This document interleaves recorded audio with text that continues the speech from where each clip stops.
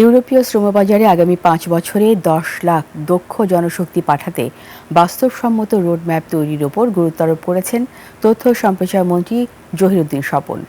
জাতীয় প্রেসক্লাবে আয়োজিত সেমিনারে তিনি বলেন, রেমিটেন্স দেশের অর্থনীতির অন্যতম চালিকা শক্তি। তাই নতুন শ্রমবাজার সৃষ্টি ও কর্মসংস্থান বাড়াতে সরকার এবং সংশ্লিষ্টদের সমন্বিতভাবে কাজ করতে হবে। তিনি আরও বলেন, জনতাত্ত্বিক লভ্যাংশকে কাজে লাগিয়ে তরুণদের ভাষা ও কারিগরি দক্ষতার প্রশিক্ষিত করে বিশ্ববাজারে পাঠাতে হবে।